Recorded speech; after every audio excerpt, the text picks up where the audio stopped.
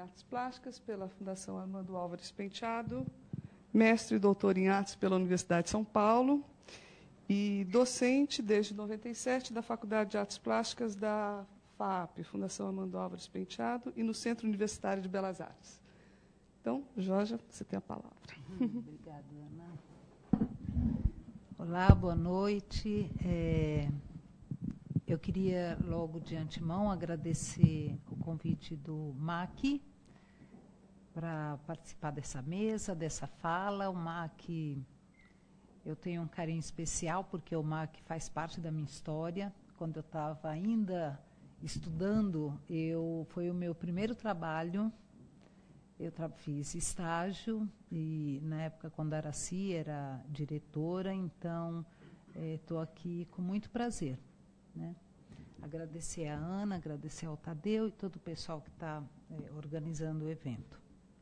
Bom, geralmente quando me chamam para falar do trabalho, é comum a gente fazer uma trajetória, ou seja, uma trajetória linear, da onde a gente começou, então os primeiros trabalhos, como isso foi se desenvolvendo. Mas hoje eu resolvi fazer uma coisa diferente, preparei para vocês uma coisa diferente, que na verdade é uma mostra que começa com hoje e acaba com hoje. Não faço a mínima ideia se isso vai dar certo, mas eu gostaria de tentar, porque já há algum tempo o meu intuito, o meu empenho é de que qualquer atividade que eu faça ligada ao meu trabalho, ela tem que ser uma experiência, não só para o outro, mas também para mim. E uma experiência, é claro, sempre tem os seus riscos, né? Então, previsíveis, então, é uma experiência também nova para mim, né? Então, deliberadamente, eu não coloquei nas imagens... Eu não coloquei nas imagens nenhuma data e nenhum título. Por quê? Porque, na verdade, eu vou falar o título, eu vou falar a data, mas eu não gostaria que isso se fixasse enquanto imagem, né? De modo que isso lidasse também com uma outra temporalidade. Justificando para vocês por que eu estou fazendo isso, quando a gente...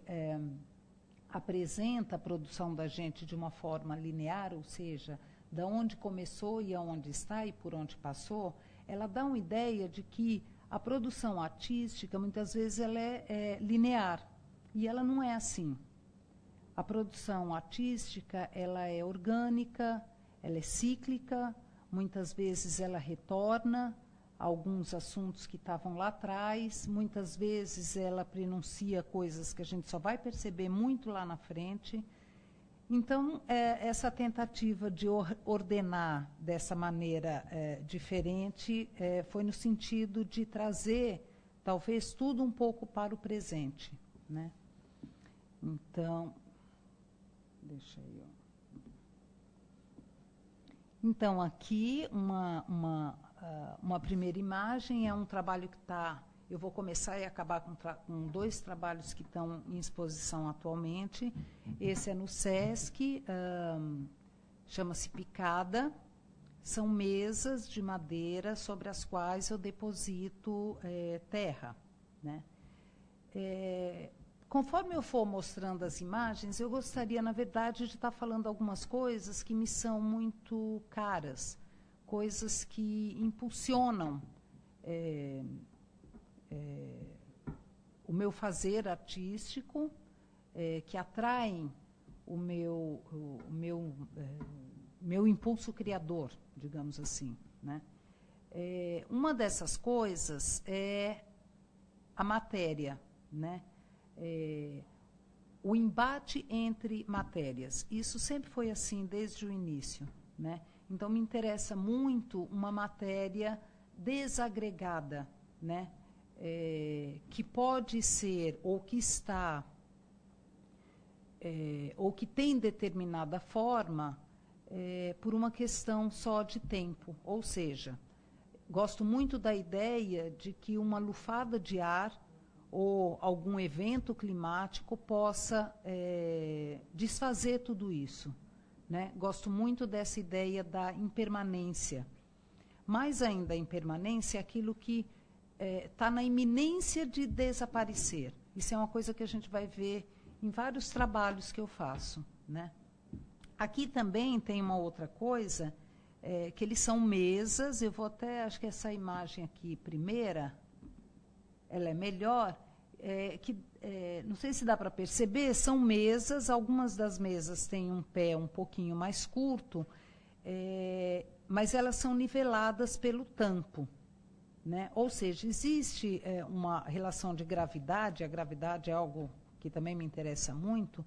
Quando a gente vê um monte, uma montanha de algum material, a ideia, a memória da gente, né, a percepção nos diz que esse peso, essa massa, tende a empurrar as coisas para baixo, ou seja, ela sofre com a atração e o peso da gravidade.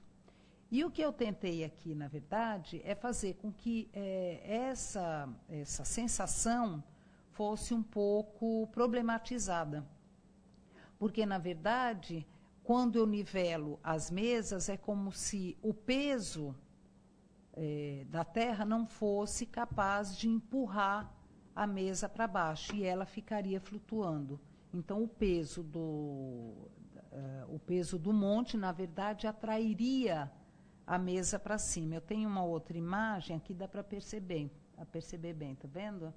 Ela vem aqui, e quando ela passa sobre o lago, ela flutua. Ela não toca o lago e ela não entra no lago, né? Isso era uma coisa que, enfim, me motivou bastante para fazer esse trabalho. Aí aconteceu uma coisa engraçada nesse trabalho, porque essa areia, essa terra, na verdade, é uma terra... Eu queria uma terra vermelha, por causa da temperatura, né, da cor. E aí a gente foi buscar uma terra de escavação. E terra de escavação, quando vão construir prédios, tal, então eles vão cavando, é terra profunda, né, para conseguir, muitas vezes, essa terra vermelha. E começou a nascer umas sementinhas. E algumas pessoas acharam que eu tinha colocado uma semente no trabalho, não coloquei nada. Isso foi algo que aconteceu por acaso. Eu acho que foi muito bonito, inclusive adorei. Me perguntaram se era para tirar, eu falei de modo algum, deixa, né? E as plantinhas estão lá, e curiosamente eu acho que deve ter tido alguma relação com a luz, porque todas ficam tortinhas assim em direção da luz. Acho que quando a gente revolveu a terra ali, devia ter algumas sementes, e a luz e a umidade do lugar fez com que as plantinhas brotassem. E acho muito bacana, porque é algo imprevisível, algo que sai do controle do artista, né? É uma coisa que me interessa. Aí, então, vou fazer a primeira volta, e eu vou para um trabalho de cerâmica que foi feito em 96, e que, curiosamente, já tinha uma relação com a terra. São cerâmicas, são pecinhas de cerâmica, muito fininhas, que são modeladas pela mão. Então, aqui, nesse outro slide, tem um detalhe, né? Então, o processo disso, eu pegava cerâmica, fazia um bolo de jornal, abraçava o jornal, e todo esse montinho ia para o forno. Um forno a gás, claro, senão não ia dar certo. E, conforme o processo da queima acontecia, a cerâmica enrijecia e o jornal virava cinza, que é esse branquinho aqui, né? Mais uma vez, essa aqui é uma matéria que a gente consegue ver, mas a gente não consegue pegar, porque ela é absolutamente desagregada. Ela é como quem fuma sabe, assim, às vezes a cinza do cigarro fica branquinha. É isso, né? Ele é um pó aglutinado, né? Curiosamente, aqui a gente tem também uma relação material, né? Esses aqui são as hang pieces, então que também dentro existia o jornal, e na queima ele desapareceu, né? Ou seja, o que me intrigava muito é que a cerâmica, a matéria da cerâmica, ela é terra, né? Ela é um tipo de terra que a terra não consegue destruir. Todos os outros materiais, quando são enterrados, né? Então a gente tem o problema ecológico do plástico, porque demora muito tempo. Enfim, a cerâmica ela é um dos materiais que ela resiste muito na terra. Tanto é que o grande legado histórico que a gente tem, o legado cultural que a gente tem, é através da cerâmica. Então, o processo de queima, na verdade, faz com que a terra seja resistente a ponto da própria terra não conseguir destruir esse material, né? Então, a relação entre a resistência desse material e a fragilidade do papel é o que me interessava. Então, a gente tem um único processo de transformação que cria duas situações absolutamente distintas. A resistência da cerâmica e a desintegração do papel, que antes era o que deu corpo à cerâmica. E que antes, quando era barro, se desintegrava. Outra coisa que a gente pode perceber aqui, e que também é uma constante no trabalho, agora, isso eu só percebi depois, né? Não é que eu já sabia disso, não. Eu acho que conforme a gente vai trabalhando, anos depois eu fui olhar para essa coisa, olha, já estava ali. Quando eu montei esse trabalho, que era na Bienal, e eu estava nessa vista aqui, ali na rampa da Bienal, né? E eu me lembrei que, para fazer a montagem, eram 8.000 pecinhas, eu ficava montando e subindo, sempre para olhar de cima. Esse trabalho, curiosamente, quase ele se chama Bahia. Por quê? Porque, na verdade, eu queria criar essa situação, como se fosse uma situação geográfica que protegesse o monte de terra. Aqui a imagem está muito clarinha do projetor, mas aqui é o montinho de cinza. Então, na verdade, isso aqui seria uma situação que protegeria essa matéria que está aqui. E, ao fazer isso, eu queria criar também como se fosse uma espécie de mapa, né? Um desenho, um território, digamos assim.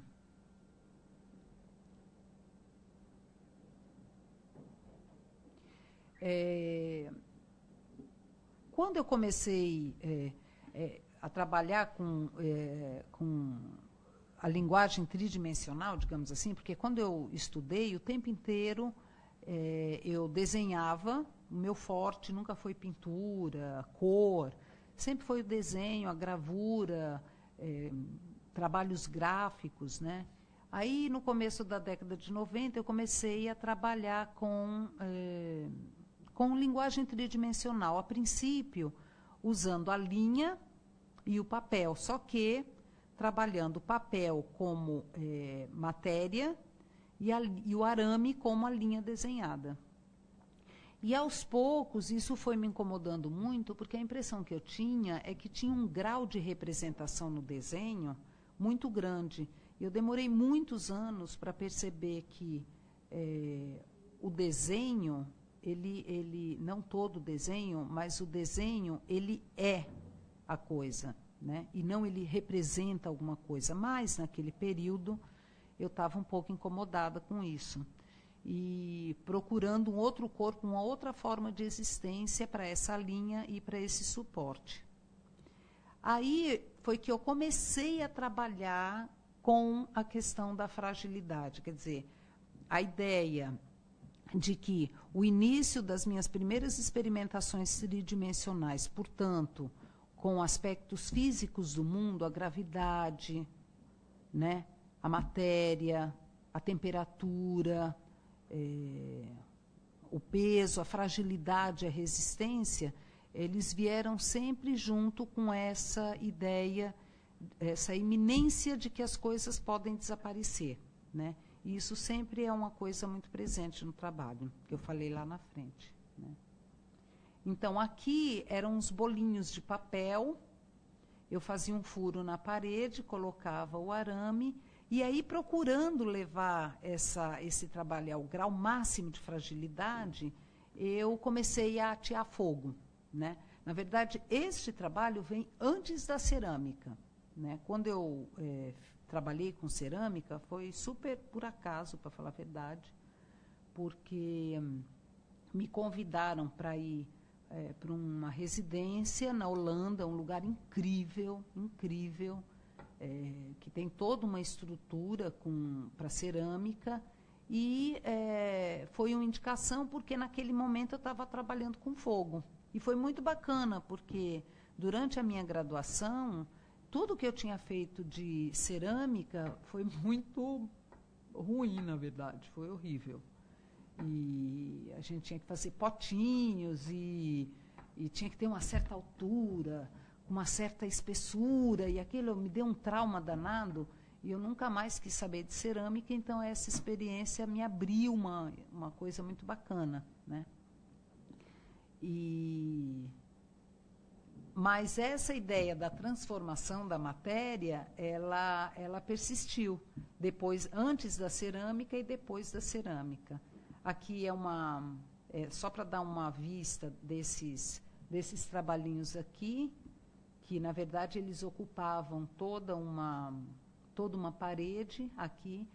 E aí entra uma outra coisa que eu acho que também é uma constante. Às vezes eu acho que a gente parece vaquinha, sabe, que fica ruminando a mesma coisa, cospe, fica anos fazendo a mesma coisa e falando a mesma coisa de formas diferentes. Então, aqui tem a relação também com a matéria e tem uma relação com controle e descontrole, né? Porque, na verdade, eu crio uma situação na parede para atear o fogo. Mas eu também quero controlar esse fogo. Então, na verdade, todo jogo é esse jogo de controle para saber, de controle e descontrole, propiciar o descontrole para poder depois controlar, ou controlar para depois descontrolar. Então, o tempo inteiro lidando com esse limite entre uma coisa e outra, né? Aqui outro trabalhinho. Aqui é um pouco diferente, porque são uns pedacinhos, isso é bem pequenininho assim, ó. Eu vou mostrar aqui, ó. Tá vendo? Ele é bem pequenininho. E ele é o seguinte, ele é um quadradinho de parafina com um pedacinho de papel. Um papel que eram resíduos de trabalhos que eu fazia. Essa é uma outra coisa que é essa transformação da matéria. Às vezes eu fazia um trabalho, eu ia manipulando, eu ia lidando com a fragilidade, no final das contas eu ficava com um monte de papelzinho, só que este papelzinho era matéria-prima para outro trabalho, né? Então, tinha uma ideia sempre de botar o material num novo ciclo, né, que hoje é uma constante, que é uma ideia de reciclagem. Mas, naquele momento, não existia muito isso, né? E nem era com essa consciência ecológica, não era nada disso. Eu acho que tinha uma coisa mais de fênix, sabe? De nascer das cinzas, alguma coisa assim, ou de transformar, né? E aí eu simplesmente esquentava, que nem a gente faz com vela quando vai prender, esquentava um pouquinho a parafina, colocava na parede, e aí o fogo acabava de derreter e de fixar isso. Mas também era algo que, conforme a exposição ia passando, tal, isso ia caindo, né?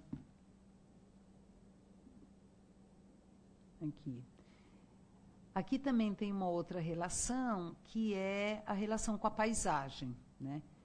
Que já aparece lá nas cerâmicas e que aqui aparece já na vertical, né? Se o primeiro, eu acho que é uma relação quase de mapa, né? E que depois vai ficar muito forte na produção, aqui eu acho que tem a ver com a imagem da paisagem, né? Olha, aqui, quando eu estava lá na Holanda, eles tinham uns fornos incríveis, assim, de cerâmica, que eu nunca tinha visto. Imagina um forno de cerâmica que tem o espaço interno tem 3 metros. Demais. Era um forno que ele subia, você apertava um botão, porque, claro, você só apertava botão, né? Você não fazia a menor força. Então, o forno subia, o trem, que era um trem que a gente chamava, ele vinha no trilho, você colocava todas as peças ali, apertava outro botão, o carrinho entrava, o forno descia e o negócio se queimava. Então, eles tanto tinham esses grandes fornos, assim, incríveis, maravilhosos, todos computadorizados, tal, e eles tinham também uns forninhos desse tamanho, assim, que era para fazer teste, e que foi o que eu mais usei. Eu queimei de tudo nesse forninho. Uma das coisas que eu queimei foi o bombril, que é a palha de aço, né? Que é esse material aqui, tá vendo? Que quando você põe o bombril no forno, aí tem que ser um forno a gás, porque senão o forno de cerâmica dá um curto-circuito, não pode. Ele sai inteirinho, o bombril, mas você não consegue pegar nele. Porque a hora que você vai pegar, ele se desintegra, né? Isso me interessou muito, essa ideia de algo que é um corpo físico, concreto, né? Tem uma superfície, mas que você não consegue pegar, impalpável, né? Então, essa tinha relação com o desenho também, porque o desenho é algo impalpável, a gente não pega o desenho, né? A gente pega o papel onde está o desenho. Então, existia ali um quantum de virtualidade no desenho que me interessava muito. O fato do desenho não ter sombra, o fato do desenho ser impalpável. Todas essas reflexões acerca do desenho, elas vinham junto com a matéria também. Então, essa impalpabilidade aqui nesse trabalho me interessava. O que eu comecei a fazer é que eu pegava uma linha, um fio de nylon, por isso essa foto ali tem um fiozinho que eu achei que ilustrava bem, e, na verdade, eu criava um plano com ela. Então, esse foi um trabalho que fez parte do meu mestrado aqui na USP, que eu peguei lá no Maria Antônia uma base, coloquei várias dessas peças, ia eu e uma outra pessoa do outro lado da sala e a gente esticava uma linha de nylon e a gente puxava de cima a baixo. Conforme a gente puxava essa linha cortava esses planos, né? Então, mais uma vez, a presença da linha como plano, né? Que é algo que o tempo inteiro também está no trabalho, né? Aqui, por exemplo, é outro trabalho com fogo. Esse trabalho já é de 2001, também é da época do mestrado. Na verdade, eles são 2 folhas de papel arroz que eu coloco fogo. O papel arroz ele é muito fininho, né?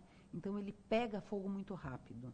Então, aqui eu acho que tem bem claro essa relação de atear o fogo para, de repente, interromper o processo e de controlar algo que é absolutamente fugidio, né? Na tentativa de capturar algo.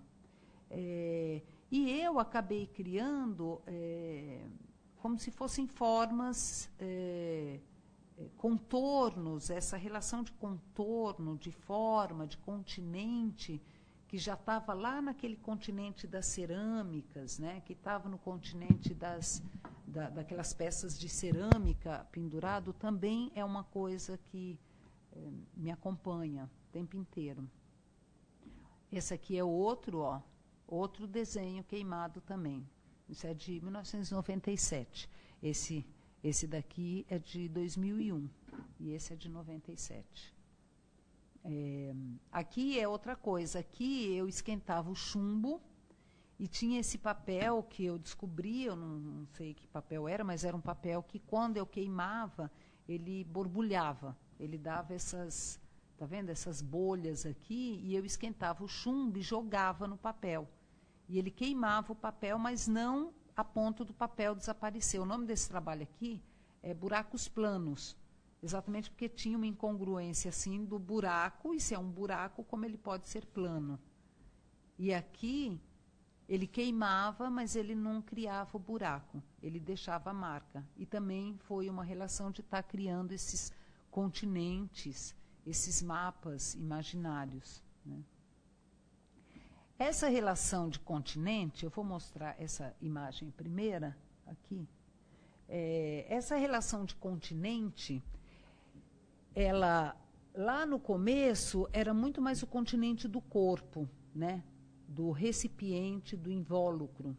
E que depois o continente foi também para uma região, para uma situação mais geográfica, né?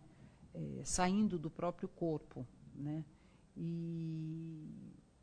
E aí esse trabalho aqui é um desenho que é feito com lápis de cor, que são muitas bolhas de sabão, né? Então, tudo isso é desenhado, e a ideia da bolha de sabão me interessou muito porque ela é esse continente, ela é absolutamente frágil, né? E com esse desenho eu construí, então essa imagem aqui, contornos de mapas. Então, é um desenho, na verdade, é um desenho de observação, porque eu coloquei o mapa na parede, tá vendo? Esses quadrados aqui diferentes, eles são tirados, na verdade, das coordenadas, né? O mapa tem coordenada horizontal, vertical, então ia lidando com quadrantes ali, por isso ele sempre tem essa proporção, tá vendo? Que é 2, 1, é proporcional também se eu dividisse essa folha em 6 partes. E aqui, por exemplo, é a América do Sul, né?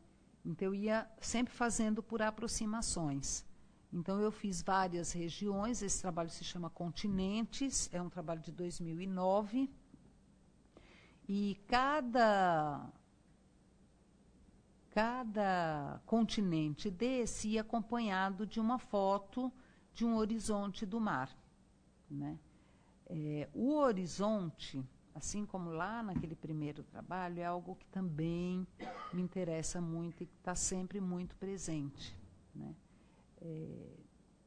A ideia do horizonte mais forte apareceu, eu tinha um ateliê na Barra Funda, que era um lugar incrível. Era um prédio que antigamente era da Cúria Metropolitana, naquela região onde tem a linha do trem e tal. E esse prédio era uma sala que ficava no 4º andar, e apesar de não ser muito alto, do 4º andar, se eu olhasse para um lado, eu via toda a Serra da Cantareira, do Pico do Jaraguá até o final, todinha. E se eu olhasse para o outro, porque era uma sala que tinha 2 janelas, eu via São Paulo.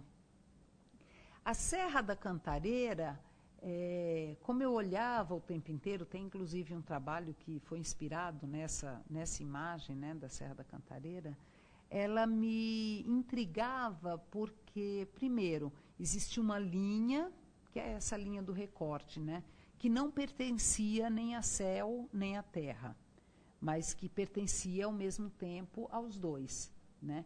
E é uma linha que é puramente virtual, porque a gente nunca consegue chegar nessa linha, né, que é a linha do horizonte.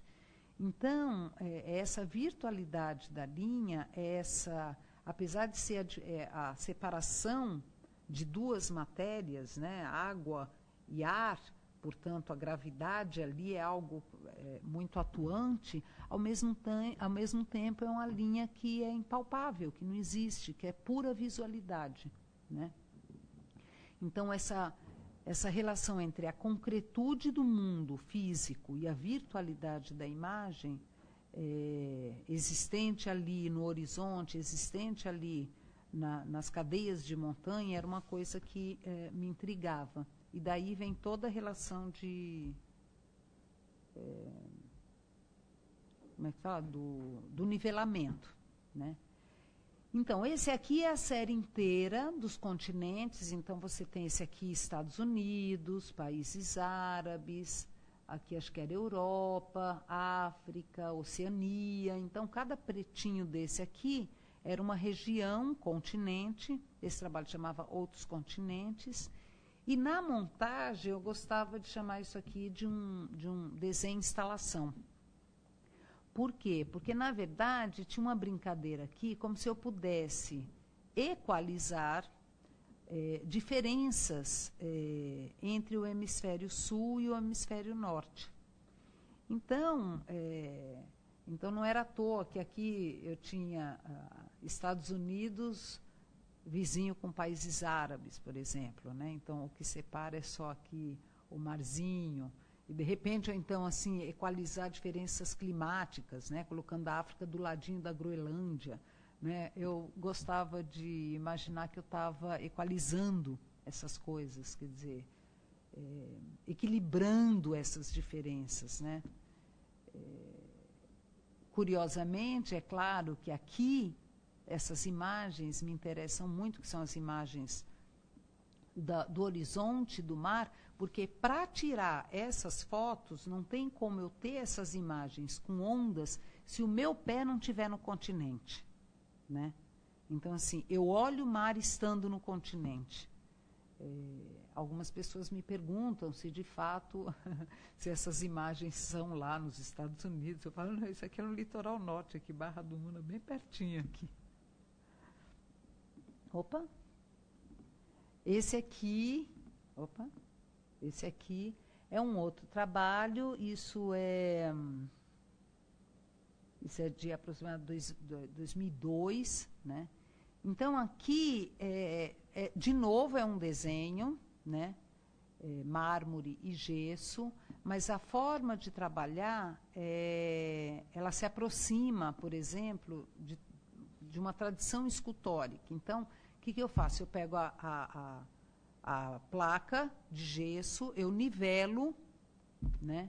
E jogo um punhado de parafina quente. É claro que, por estar nivelado, essa parafina não escorre, portanto, ela não cria uma linha, ela vai criar sempre formas arredondadas. Então, de novo, a ideia do continente. Eu faço risco, tá vendo? Com lápis.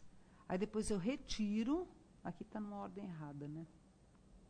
Eu retiro com uma espátula, renivelo a placa, cavo aqui o buraco, né, com uma máquina, uma retificadeira, nivelo e depois eu jogo o gesso.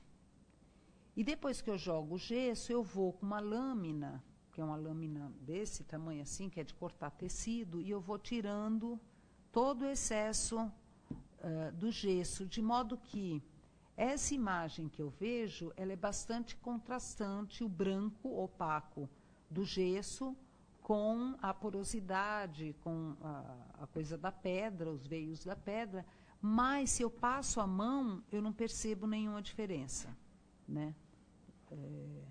Eu não sinto a passagem da pedra para o gesso. A única coisa que eu vou sentir se eu passo a mão é uma diferença de temperatura, né?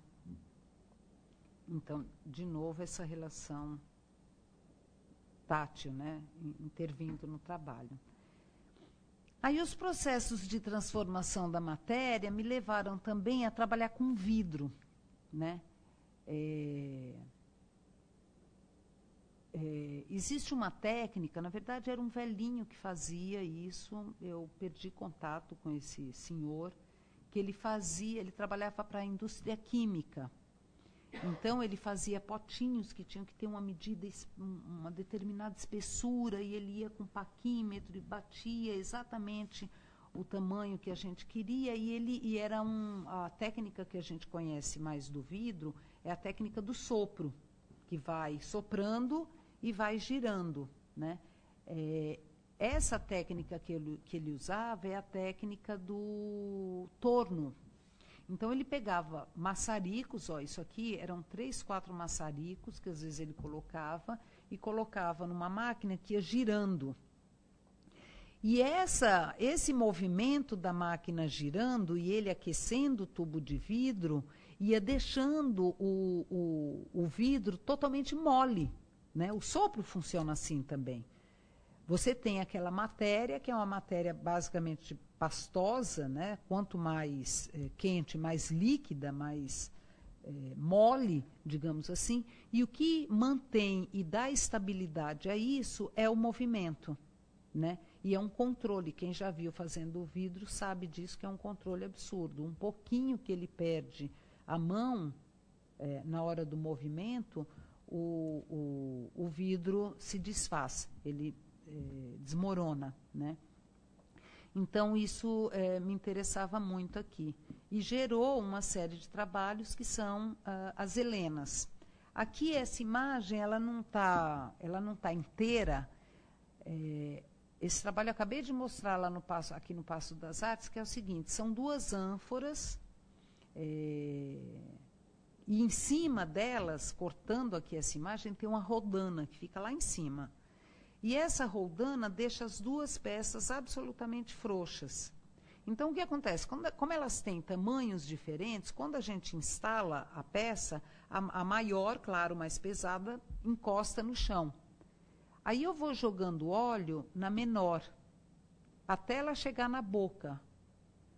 Como ela está presa no centro da ânfora, ela desequilibra totalmente, né? E ela fica meio torta, a ponto disso aqui cair, né? Extravasar do recipiente. Conforme ela vai enchendo, o peso se inverte. E aí a maior vai para cima. Então, eu começo a colocar o óleo em cima até que o peso se equipara. Na verdade, qualquer posição que eu colocar essa peça, ela vai ficar. Porque o peso aí é absolutamente igual. Então, se eu colocar uma aqui e outra aqui, ela fica. Se eu inverter, ela também fica. Esse jogo que cria o nivelamento, ele é absolutamente visual, né? Não é o nivelamento que dá o equilíbrio à peça. Mas a gente tende a achar que é esse equilíbrio, esse nivelamento que equilibra visualmente a peça, mas não é. Aqui, por exemplo, a gente tem outras ânforas, essa é outra situação. Aquelas são as Helenas de óleo, essas são as Helenas de pó. Que, na verdade, aqui é aberto. Aqui tem um furinho. E esse aqui é o pó daquele trabalho que a gente viu de pó de bombril, né? Que aos poucos, conforme ele vai girando, ele vai se movimentando, vai caindo o pó aqui. E aí esse peso vai se invertendo, né?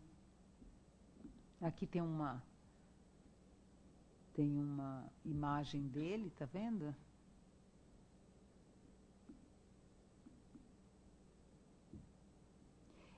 Esse trabalho aqui atrás, esse aqui,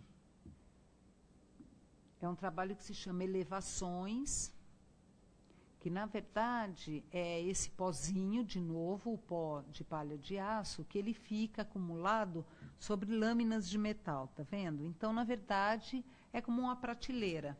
Você tem aqui a prateleira de metal, você tem uma mão francesa, né? Geralmente a gente põe a mão francesa assim embaixo, né? Só que aqui a mão francesa fica para cima. Então, quando eu jogo o pó, ela desaparece. E aí, na verdade, o que estava me interessando é a ideia, claro, mais uma vez, a ideia de criar uma superfície subjacente, né, como se estivesse cortando o espaço e lidando com essa distância da imagem de uma paisagem. E também a ideia da topografia, que são os mapas topográficos, que são muito usados também na geografia, que a topografia ela é um código de representação gráfica que fatia o volume terrestre, né? Então, é como se fossem cotas, como se fosse uma lâmina cortando a montanha, e quando essa lâmina imaginária corta a montanha, ela faz uma curva, que é a curva de nível.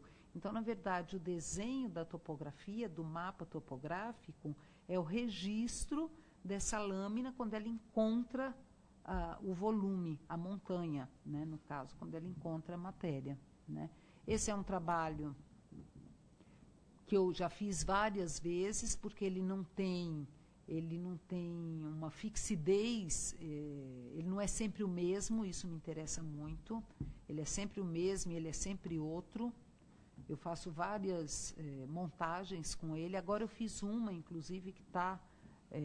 só que é uma nova, assim, que eu fiz, que ela atravessa o espaço, uma experiência nova. Está na Casa Contemporânea. Então, aqui um detalhe. Aqui é um trabalho que se chama Continentes. Esse trabalho também é de 2001. Que, na verdade, são lagos. Isso aqui é um lugar lindo que tem lá no Paraná, chama na Universidade do Professor. É um horto florestal. E aonde tem o lago, eu recorto com papel vegetal e eu passo para um outro, desenho, tá vendo? De modo que eu vou subtraindo todos os elementos da foto. O que estava me interessando aqui era a ideia de subtração, né? Porque uma foto PB, e a ideia só me veio quando eu fotografei esse lugar. Na época eu não tinha... Na época não tinha muito câmera digital, essas coisas assim. E o único filme que eu tinha era um filme PB. E aí eu tirei. E o filme PB, quando eu fotografei, que era um lugar tão lindo, cheio de cheiro, cor, movimento, né? E quando eu peguei essa foto PB, eu percebi que a foto PB era um processo de subtração violento, porque ele tirava da paisagem, da natureza, a cor, o movimento, o cheiro, a temperatura, né? Ele ia subtraindo as coisas do mundo. E então essa subtração é que me fez realizar esse trabalho. Por isso que o desenho, na verdade, é a imagem do lago sem nada, né? A materialidade aí volta pelo grafite, pela matéria do grafite, porque isso é tudo preenchido com preto do grafite. Esse aqui é um trabalho recente, bem recente, acabei de mostrar, acabei de realizar, que se chama Coordenadas. São mesas, aqui tem um desenho aqui, eu podia até mostrar uma montagem aqui, quer ver? Espera aí, deixa eu ver o que eu faço aqui para mostrar. Só um minutinho que acho que vai dar uma ideia melhor, sabe?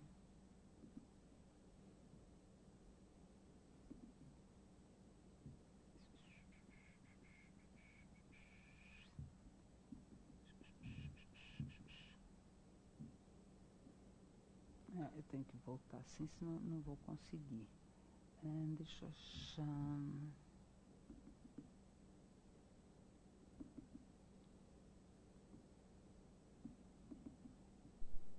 Olha, aqui é uma montagem dele. Quer ver? Então, ele é uma mesa, ele tem esse X aqui no meio, ó, que é o centro. Aí, só que eu levanto ele com cabinho de aço descentralizado. Então, ele fica não parece aqui, ó, toda torta. E aí eu vou colocando esse pó, que é um pó de ferro, na verdade, eu vou nivelando todas as mesas.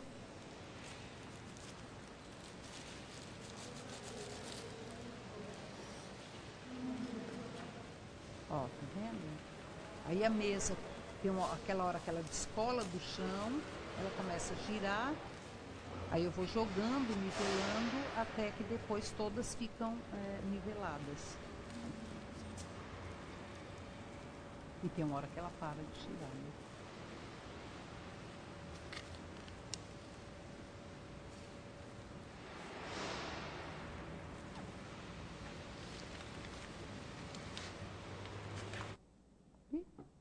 Acabou abruptamente. Mas deixa eu voltar lá no...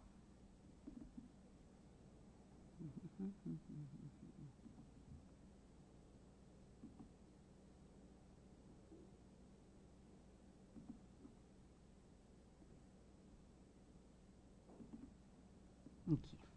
Então tá. Então, são as coordenadas.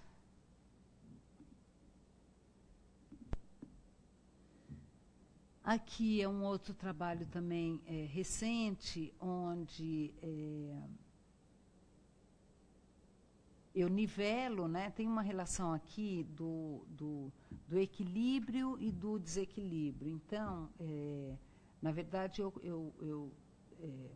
eu inclino para achar o nível, o que provoca o desnível de todas as imagens, né? Eu tenho ultimamente trabalhado muito com a ideia das cunhas, né? De modo um pouco figurado, né? A cunha como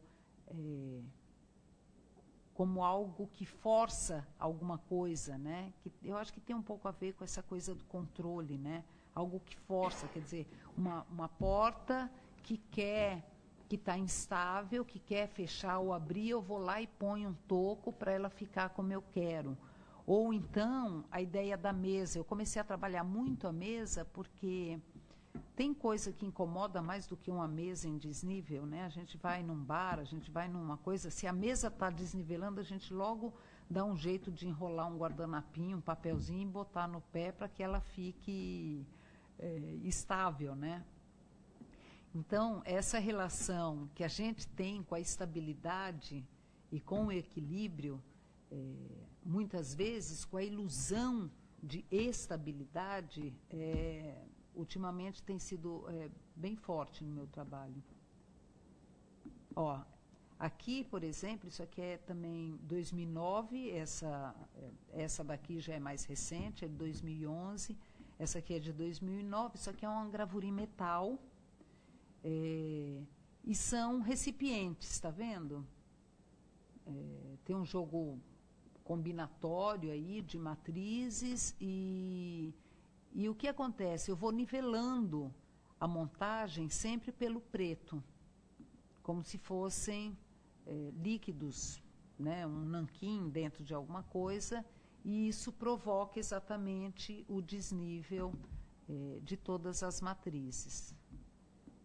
Aqui foi o meu trabalho de doutorado, aqui é no Maria Antônia, uma videoinstalação.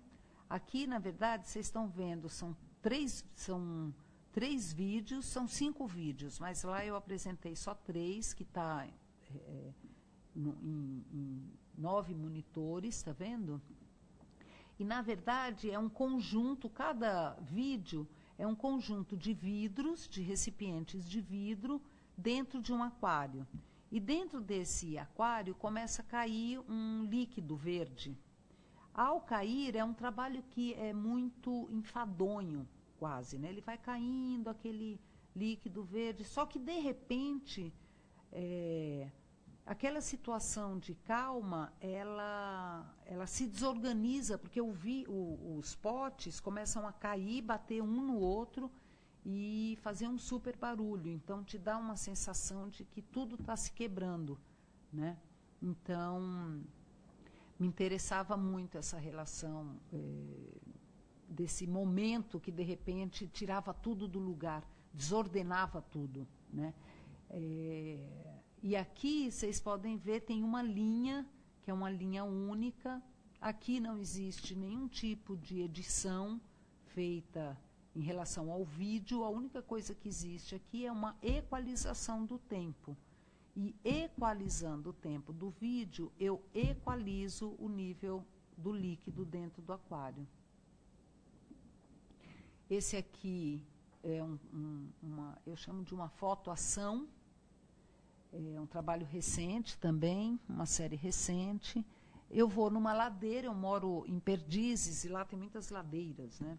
E aí eu inclino meu corpo de modo que eu consiga ficar sempre 90 graus com o piso. Na verdade, quando a gente tem uma ladeira, né, uma pirambeira, o que acontece? O pé da gente faz esse jogo exatamente para a gente ir se equilibrando.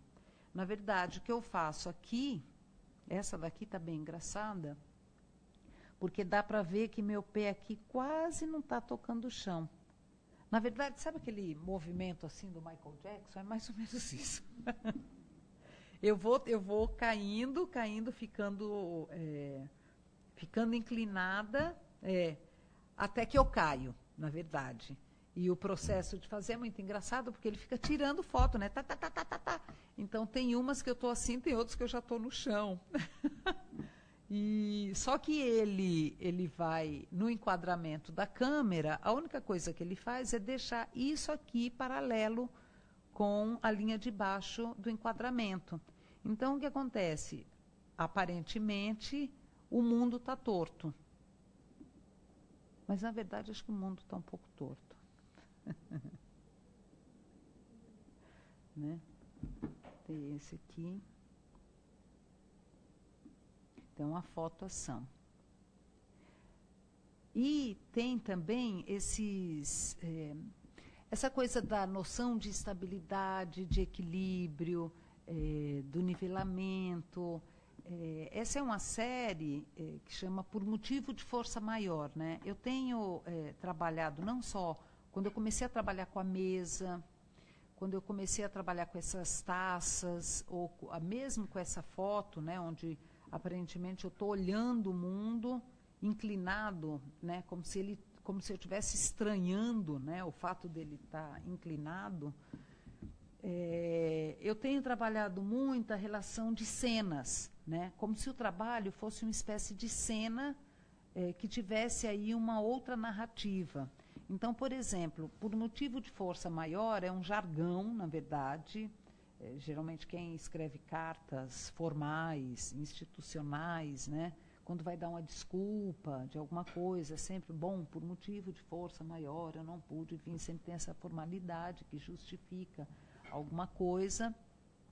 Então, cada um desses aqui, é claro que a taça aí entra também com uma relação de que a taça e duas taças, né, simbolizam sempre uma celebração de alguma coisa, né? Então, que pode ser, sei lá, um casamento, pode ser uma relação afetiva, pode ser o fechamento de um negócio, mas sempre tem essa relação de duas partes. Eu tenho trabalhado muito essa relação de duas partes. Então, esse aqui, por exemplo, chama a série Por Motivo de Força Maior / Estabilidade. Esse aqui Por Motivo de Força Maior Dureza. Oi? Por motivo de força maior carga. Por motivo de força maior instabilidade e por motivo de força maior distância, né? Tem um também que é um de corrente assim, que é bem juntinho, que chama por motivo de força maior atração. Então, isso que eu estava falando, esse foi um trabalho que eu apresentei, deve ter uns 2 anos, mais ou menos, chama Let It Be, Deixa Rolar. Então, ele tem essa relação também de inclinação, de sustentação. Aqui tem uma coisa que eu gosto muito, que é assim, esse pó de metal, na verdade, o pó de bombril queimado, o bombril é muito levinho, né? Mas o pó dele é um pó de metal, é uma limalha de ferro. Então, ela é muito pesada. Né? E para conseguir um montinho desse de pó, eu tenho que queimar muita palha de aço. E aqui tem uma situação que eu gosto muito, que é a ideia do trabalho, que o trabalho não é a mesa, o trabalho não é a cadeira, o trabalho é essa situação. E que essa situação, portanto, o trabalho, ela pode se desfazer em qualquer segundo, né? Infelizmente, aqui, nas 2 vezes que eu mostrei esse trabalho, eu não pude colocar o trabalho como ele de fato é. Porque, na verdade, eu apoio isso aqui na cadeira e ele fica. Né? Ele fica mais alto, mas ele fica. Como foram 2 exposições que tinham um projeto educativo muito grande, de receber gente, não sei o quê, era frágil demais, porque aqui qualquer coisinha que mexesse, uma lufada de ar podia derrubar mesmo, né? Então eu tive que colocar aqui um cabinho de aço que ficava preso aqui por baixo. Se você olhasse por baixo, você ia ver. Mas a ideia é que ele não fique mesmo, né? E é claro que aqui já tem também essa relação quase cenográfica, digamos assim, cênica, vou chamar, cenográfica não, cênica, de uma, ou seja, a projeção de um é como é que eu chamo isso assim? O enterramento do outro, digamos assim, esse jogo de forças, né? Jogo de poder, jogo de forças, que é algo que está me interessando. Então, aqui é um projeto que está agora lá no Museu de Arte Sacra. Eles fizeram um projeto que é muito interessante, que chamaram vários artistas para interagir com o acervo do museu. Não sei se vocês tiveram a oportunidade de ver o acervo desse museu, que é a coisa mais linda que eu já vi. É incrível, se vocês não viram, vale a pena ver. É um acervo barroco. O museu ele é muito bonito, porque a construção em si já é incrível, né? Eu nunca tinha ido e fiquei maravilhada. E aí, é claro, eu não queria fazer nada que fosse brigar com esse acervo, né, que eu achei tão bonito, tal, e eu quis fazer uma coisa para tornar o acervo exatamente mais evidente ainda. E eu fui passear na reserva técnica e descobri que eles tinham lá 44 cadeiras barrocas que nunca tinham sido expostas, né? Algumas, inclusive, estavam danificadas, em restauro, tarará, tarará. E aí o que eu fiz na verdade, eu trouxe essas cadeiras, o trabalho chama Empeno à Tona, são várias cunhas que eu coloco embaixo das cadeiras e elas se inclinam.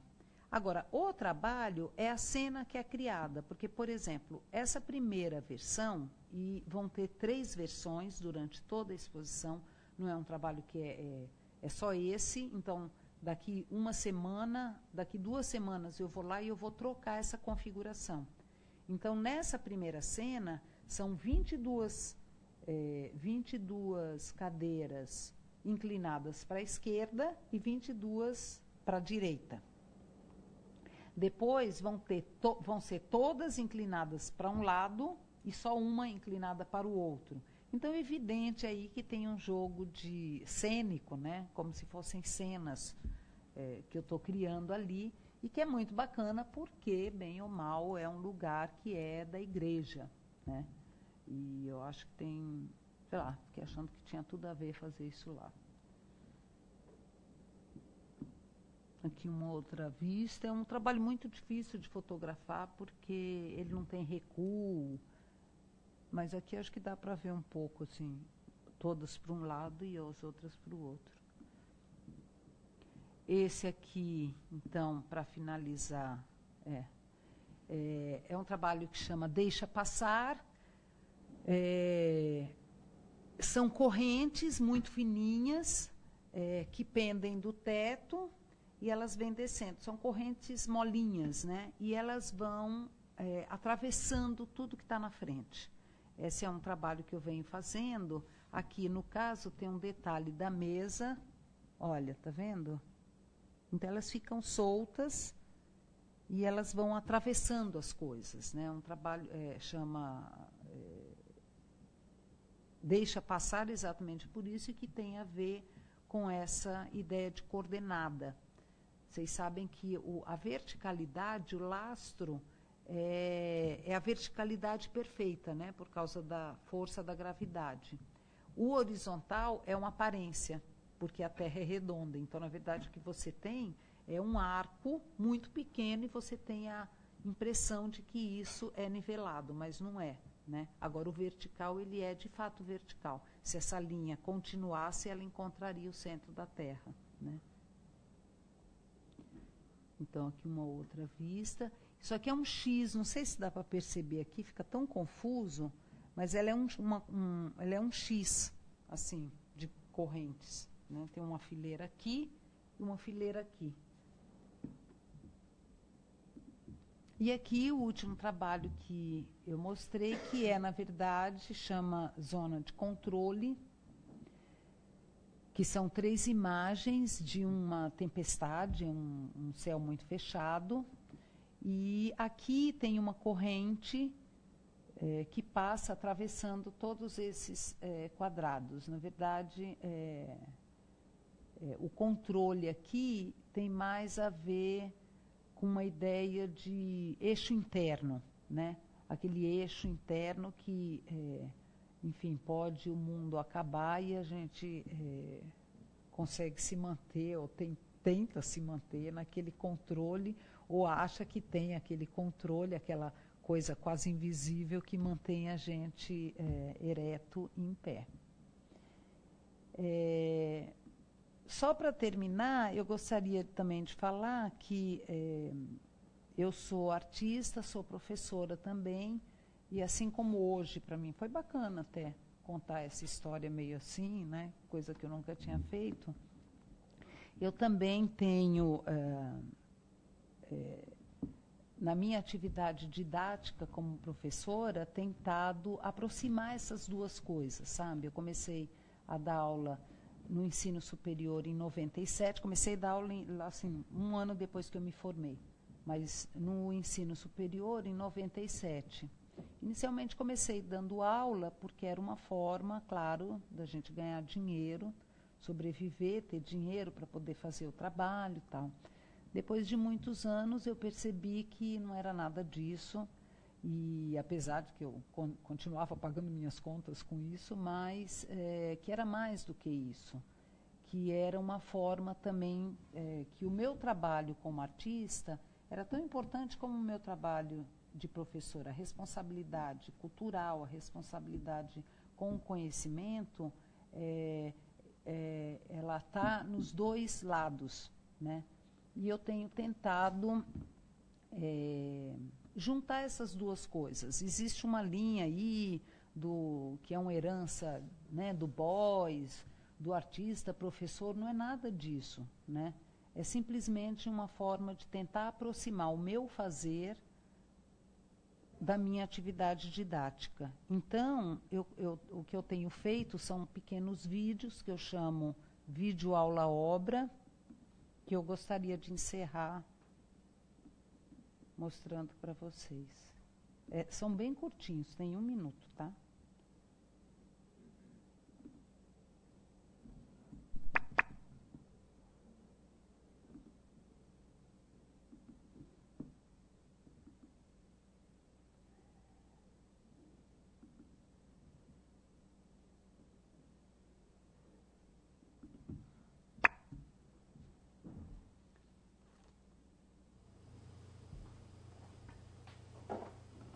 Eu comecei a fazer isso porque eu dei aula na Unicamp uma época e me chamaram para fazer um depoimento para os alunos que estavam ingressando.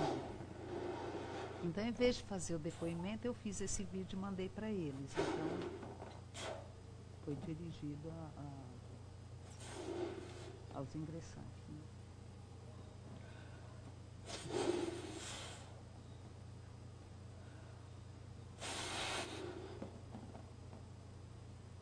Eu uso isso como material didático, então eu faço esses pequenos vídeos. A ideia é sempre ser na frente do computador, ter essa coisa mais precária, né? Não é um vídeo que tem acabamento nem nada. E eu mando para os alunos mais divertidamente, assim, para depois a gente discutir algum assunto em sala. Então sempre tem uma coisinha atrás.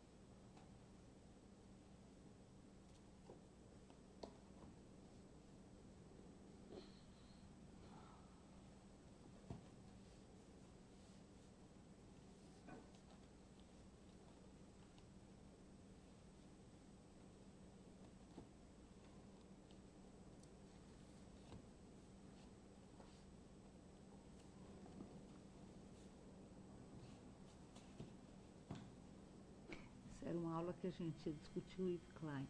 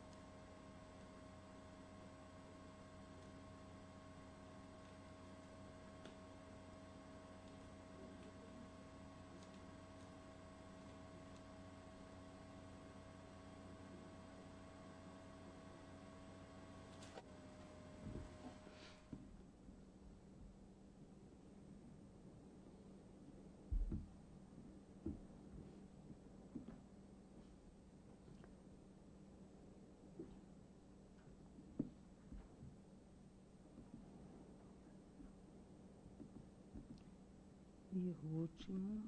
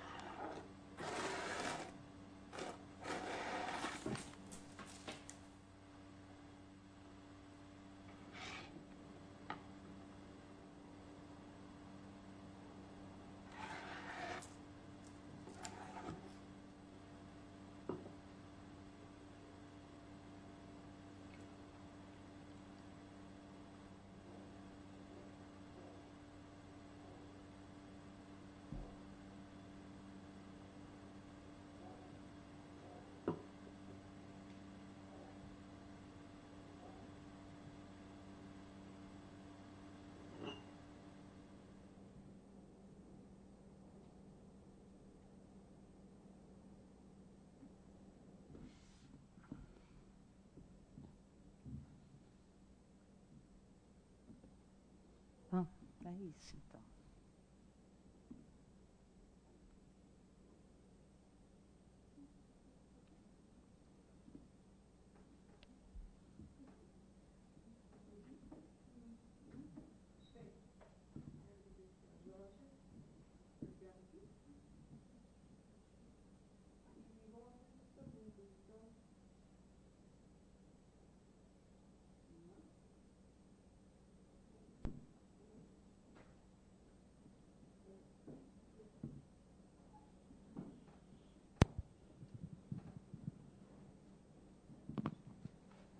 Oi, boa noite.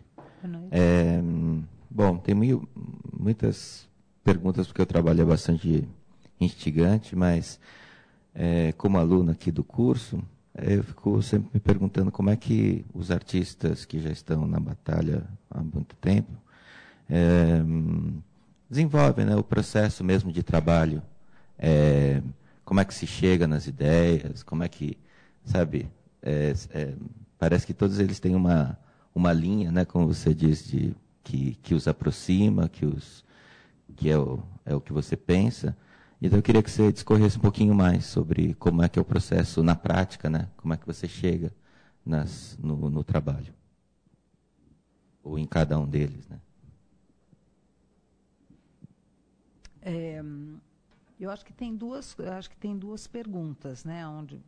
Pelo que eu entendi, assim, como é que se chega na ideia e como se desenvolve a ideia, isso, quer dizer, posteriormente. Olha, como eu falei, eu acho que às vezes a gente é que nem vaquinha que fica ruminando a mesma coisa. Na verdade, eu acho que existe cada artista, eu falo por mim, e acho que por alguns colegas também, existe, na verdade, uma constelação de interesses, né, para cada artista.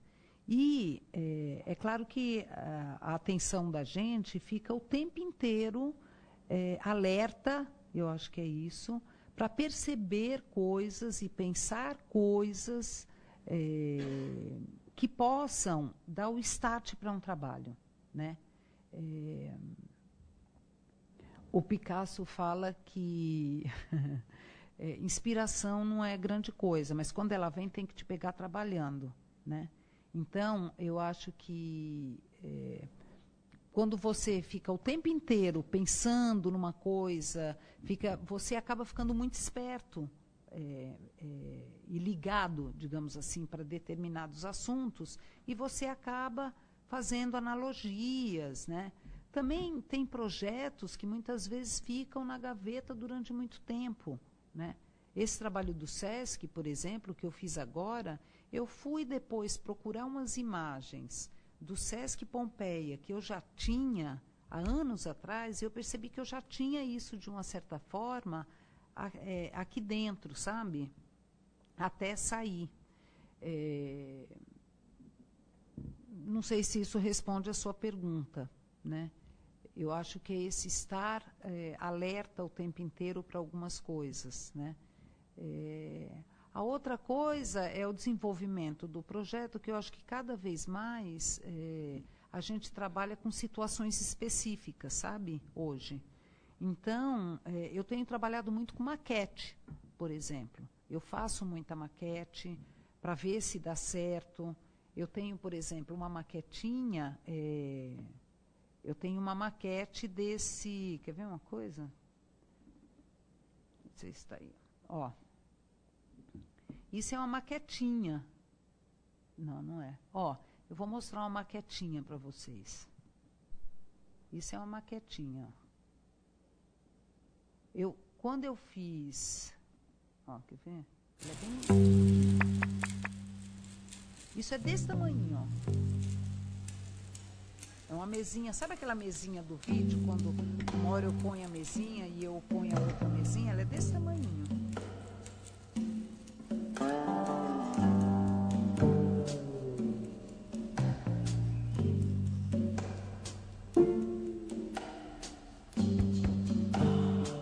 Geralmente, o que acontece numa maquete, acontece também no real.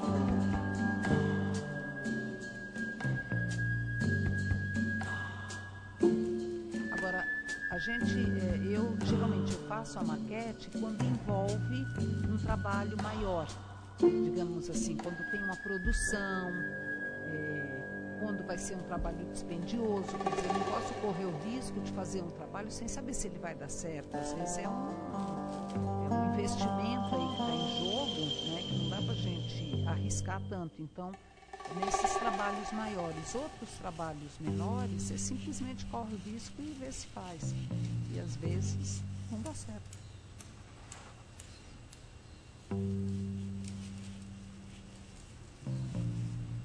A maquete, eu acho que ela ajuda a ver, sabe?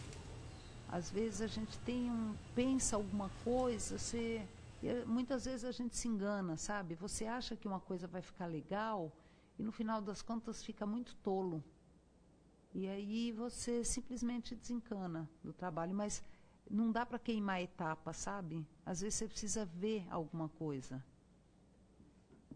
Não sei se respondi a sua pergunta. E também acho que cada artista tem um procedimento, né? Não dá para generalizar isso. É bom, na verdade, você respondeu legal a pergunta do desenvolvimento, mas assim, é lógico que cada um tem um procedimento. Aí eu fiquei mais intrigado, na verdade, com o trabalho no começo, que era aquele que você pegou argila e jornal e queimou. Então, dá para você contar um pouquinho a história desse trabalho? Assim, como é que ele começou a se engendrar? Tá. Olha só, só para você ter uma ideia, tem uma história engraçada disso, que quando esse projeto foi um projeto que foi criado pelo Centro de Cerâmica lá. Esse Centro de Cerâmica, ele queria fazer um projeto com artistas que não fossem artistas ceramistas, exatamente para sair do meio cerâmico, e pediu a indicação que 3 críticos indicassem 8 nomes para ir para lá. Eu fui um dos indicados e acabei ganhando a bolsa. Agora, eu tinha uma experiência péssima de cerâmica. Que projeto eu ia fazer? E eu também não queria fazer um projeto que me cerceasse a experimentação, sabe? Então, na verdade, eu mandei um projeto dizendo, de uma maneira bastante formal, que eu não sabia o que eu ia fazer. No fundo, foi isso que eu fiz. Eu mandei um projeto que não era um projeto, mas que eu queria experimentar as coisas. E deu certo. Quando eu cheguei lá, a primeira coisa, eu não tinha ideia do que ia ser o trabalho. Então, eu comecei a queimar um monte de coisa nesses forninhos pequenos, tarará. Eis que, num desses momentos, uma dessas tentativas, e olha, se eu queimei 20 coisas que eu queimei não me serviram para nada. Não sei se é isso que você está querendo saber. Por exemplo, dessa experimentação, eu acho que eu levei esse trabalho da cerâmica com jornal e o trabalho do pó de palha de aço. O resto, e acho que foi mais do que 20, não me serviu para nada. Foi para o lixo, né? Então, e foi ali, queimando, experimentando isso, que eu tive a ideia do trabalho, né? Então, do volume, né? Porque aí tem o seguinte, quer dizer, aí você tem a ideia inicial do trabalho. Pô, isso é bacana, você faz um pedacinho de argila com um jornal e na hora que você tira, você só tem um pedacinho de uma mãozinha. Como é que isso se transforma num trabalho? Quando, na verdade, você pensa o que está em jogo ali. Então, por exemplo, o que estava em jogo ali, além do processo de transformação que transforma os dois, né, é que o que dá volume a bolinha de argila é o jornal. E que depois, quando ele sai um nada. Para intensificar essa relação de volume, é que eu fiz a quantidade que eu fiz. Entendeu? Ainda assim, fiz a quantidade, mas não fazia a menor ideia de qual desenho isso ia ter. O desenho e a forma desse trabalho, ele só foi decidido ali na montagem. Mais ainda, ele é um trabalho que não tem uma única montagem. E a cada lugar que eu vou montar, ele é outra coisa. Eu já montei ele de várias vezes. Esse foi um, né? Mas eu fiz pelo menos 3 exposições com esse trabalho, e nas 3 exposições ele era completamente diferente um do outro.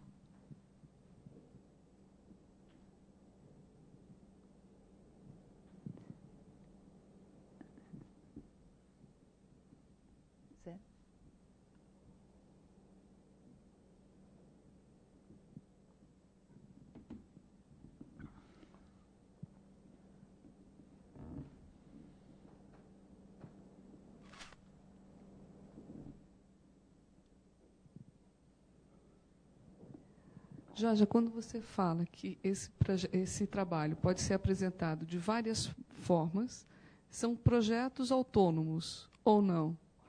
Dependem do espaço.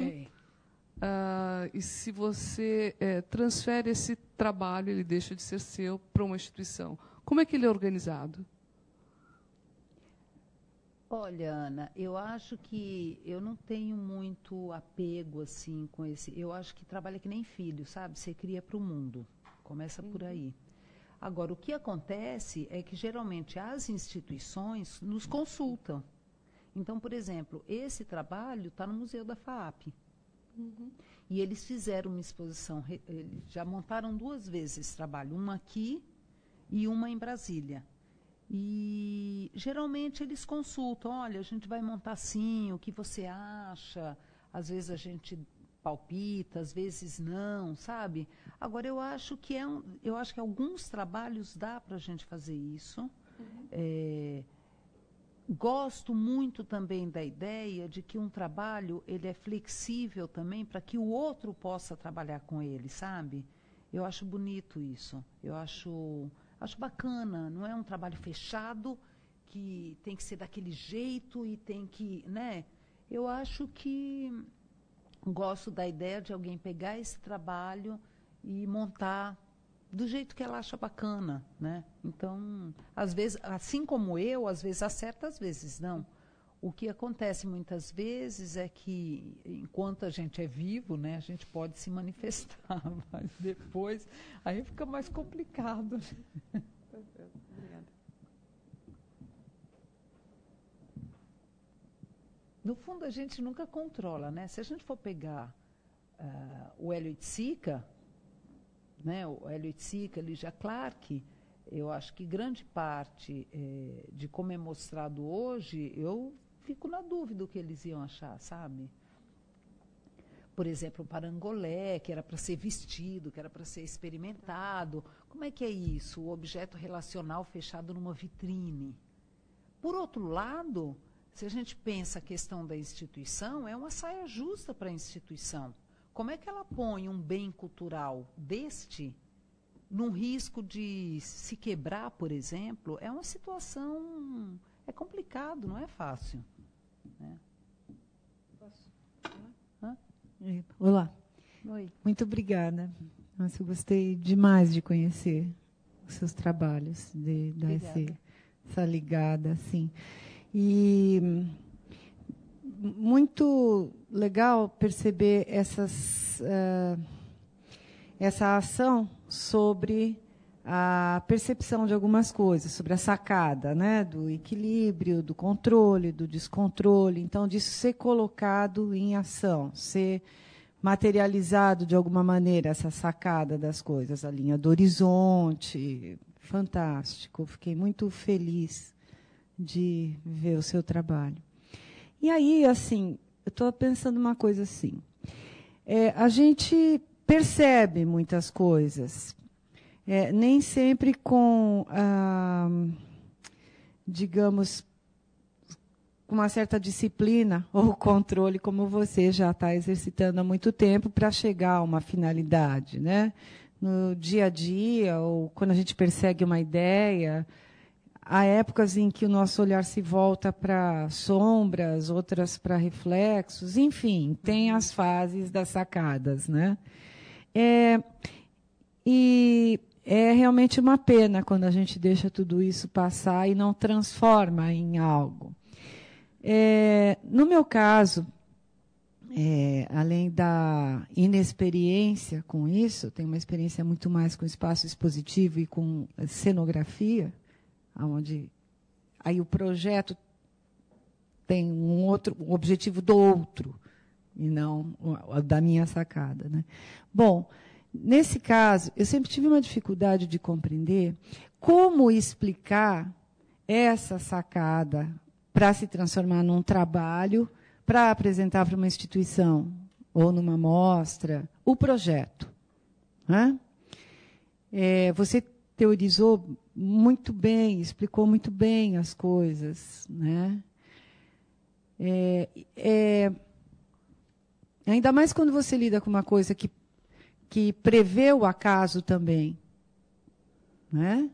Quer dizer, poxa, como você chega numa instituição e fala, olha, eu estou propondo aqui um tiro no escuro, talvez? Não, você fez as maquetes, você se preparou, quer dizer, você tem uma linha de segurança.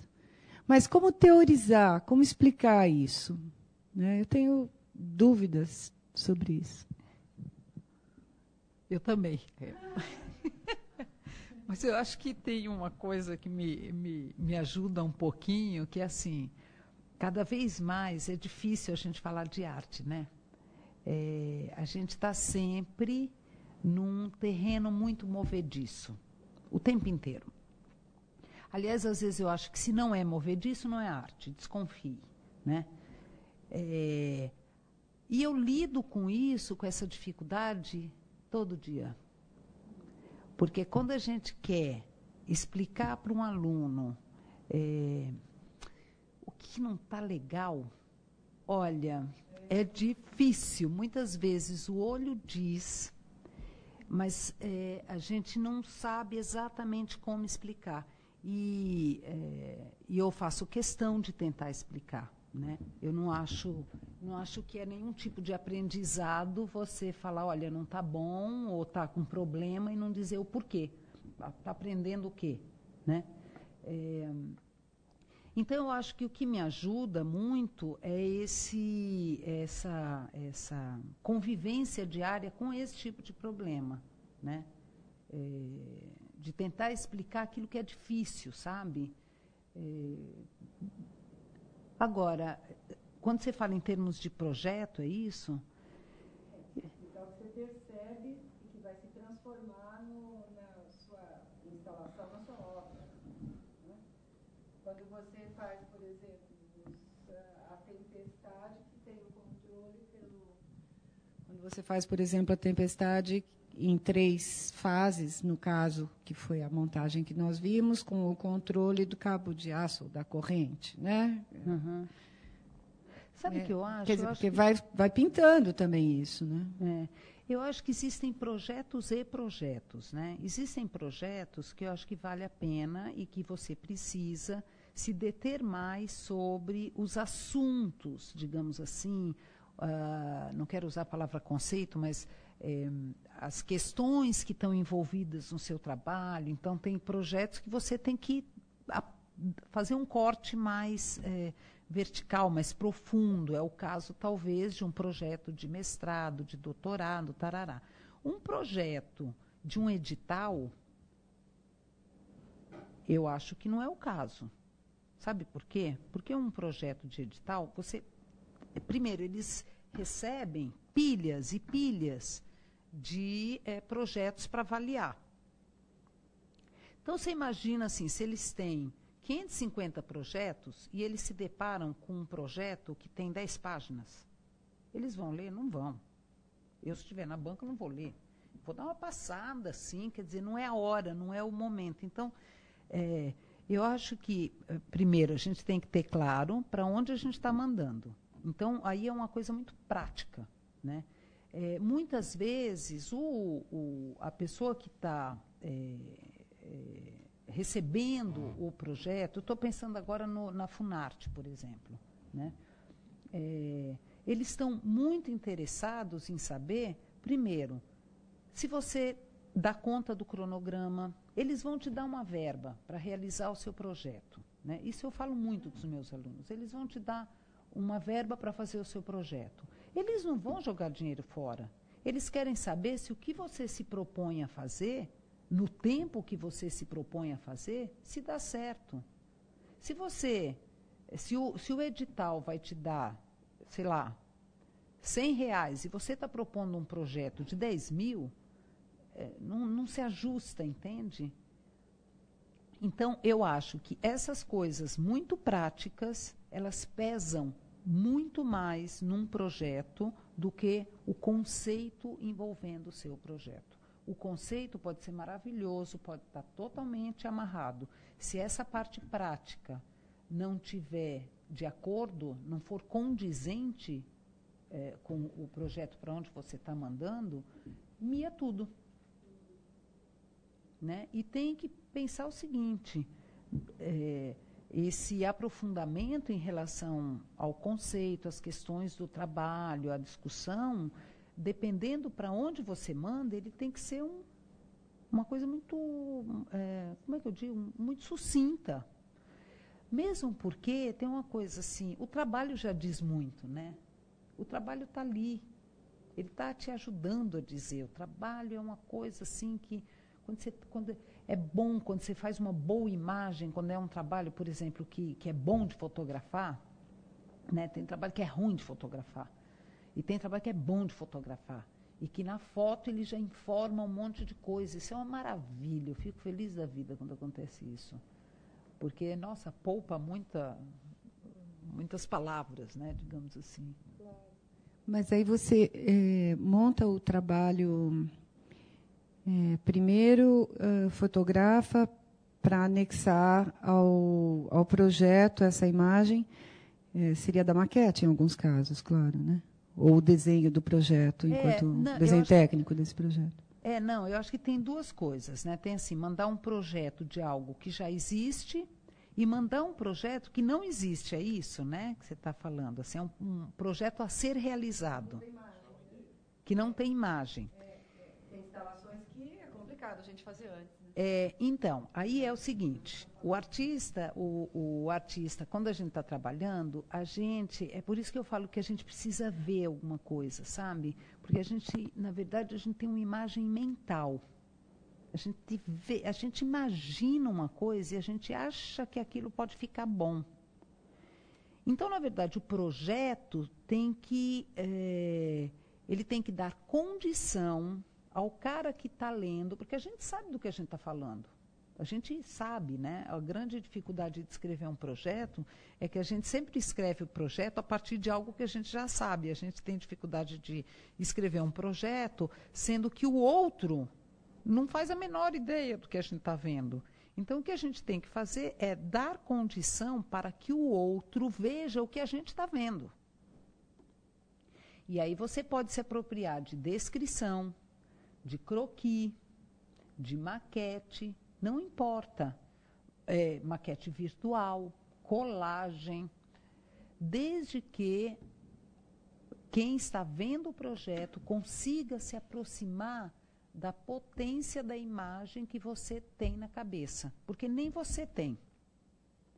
Mas ele tem que se aproximar da potência, você tem que, não é dar visibilidade, mas é dar potência à imagem que você tem na cabeça. E se você quer fazer aquilo, é porque você acha que aquilo vai ficar bom. Então, é isso que você tem que passar para o cara. Não sei se é isso. É isso? É por aí. Mas não é fácil, não, viu? Achar que o que a gente vai fazer também fica bom e está adequado às condições, é preciso fazer um anteprojeto. A gente faz um projeto para a gente.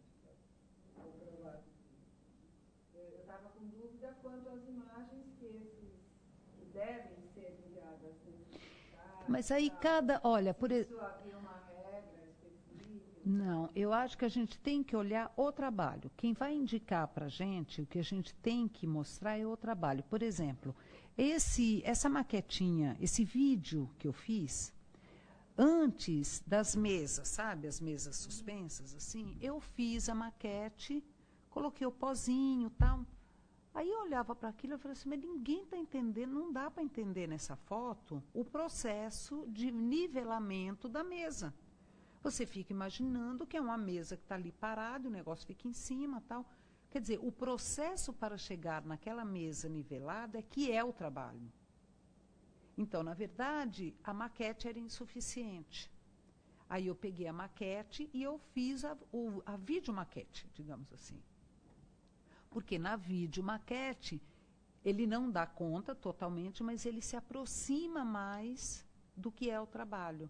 Ele dá uma informação a mais, em termos de movimento, do equilíbrio, do que é que está em jogo no trabalho, entendeu? Mas quem indica isso é o trabalho. Cada trabalho, é sério, cada trabalho vai indicar a melhor forma de apresentação. Não existe regra. Oi, Jorge, boa noite. Boa noite. Foi muito bom, muito rico o seu trabalho. Parabéns. Obrigada. Sabe que a semana passada esteve aqui o Theo Craveiro e ele fez uma citação a Clarice Lispector que diz: é raro que haja um tema, é mais um jeito de pensar. Não, achei muito interessante que ficou muito claro o seu jeito de pensar hoje. Bonita essa situação. E muito interessante também que a sua apresentação seja sempre uma experiência nova para você, né? Que você vai. E outra coisa que eu gostaria de saber se você poderia comentar. Você faz aquele vídeo, né? Você grava aqueles vídeos, vídeo, aula, obra, né? Você poderia contar como que você usa isso com os alunos? Ou o que acontece? Não sei, fiquei curiosa. Tem uns que eu faço com eles também, daqui, mas não está editado, não está feito ainda. É assim, isso na verdade começou, por acaso, como eu já falei antes, na Unicamp me pediram para fazer, eles chamaram muita gente. Para receber os alunos ingressantes, eles pediram depoimentos para vários artistas, curadores, críticos e tal. E me pediram também. Eu fiquei achando que ia ser chato eu ficar falando, tá? Aí eu falei, puxa, vou fazer um vídeo de modo que já está entrando na faculdade, então, peraí, então já vamos começar com qual é o problema aqui, né? Fazendo uma pergunta para eles depois responderem, né? Porque não estoura, tarará, tal, sem resposta. Então, já era uma coisa que eu não queria falar nada. Eu queria que eles pensassem, eu queria jogar um estímulo para que eles ficassem pensando. E aí começou. Eu fiz isso como depoimento e depois transformei em vídeo aula obra, né? O primeiro eu mostrei em sala. Eu fiz um vídeo, não sei o quê. E aí eu percebi que gerou uma discussão em sala de aula. O território elástico da arte, dos significados. Assim, não foi nada... não foi nada premeditado, não foi nada, não. Aí o segundo, a gente estava discutindo Yves Klein, a questão do salto, né? Do Yves Klein, vocês devem conhecer, que é o salto do Yves Klein. O que é que isso tem a ver com o salto na arte? O que isso tem a ver com o risco, a arte como aventura, o fazer arte como aventura, como correr o risco. E tinha também ali uma relação que aparecia, né, porque não era numa aula, era num contexto de algumas aulas. Qual a necessidade, na verdade, do aluno ter na faculdade tanta leitura, por que o artista precisa ler tanto, não sei o quê, né? Aquela coisa assim, mas a informação é importante, às vezes ela trava, às vezes não sei o quê, né? Então, na verdade, eu fiz o vídeo e mandei para eles. Assim, não avisei nada, e aí cada um ficou pensando e na aula seguinte, de novo, veio discutindo, né? Então, não tem muito uma regra, tanto é que, assim... eu faço de vez em quando eu não faço. Estou com 2 vídeos que a gente fez em sala de aula e eles vão virar. Aí agora tem esses 2 vídeos que eles participam, eles queriam fazer, né? Então vamos fazer junto. Então a gente está vendo como é que... Não tem muito... Eu acho que são coisas assim, sabe? Eu penso que... Muitas vezes a educação está um pouco chata, sabe? Eu vejo meu filho, a gente o tempo inteiro está no computador, são imagens tão dinâmicas, é tudo tão rápido, né? Assim, e aí ele vai para a sala de aula e fica ali sentado, ouvindo. Então, às vezes, quando eu vejo que os alunos estão ficando assim, meio assim, eu tento, na verdade, motivar alguma coisa e fazer alguma coisa assim. Na verdade, tem um pouco esse intuito. Às vezes dá certo, às vezes não dá, às vezes fica sem graça. Sei lá, é uma coisa mais ou menos assim, né? Mas sempre surte algum efeito, sabe? Sempre é bacana, assim, né? Foi assim.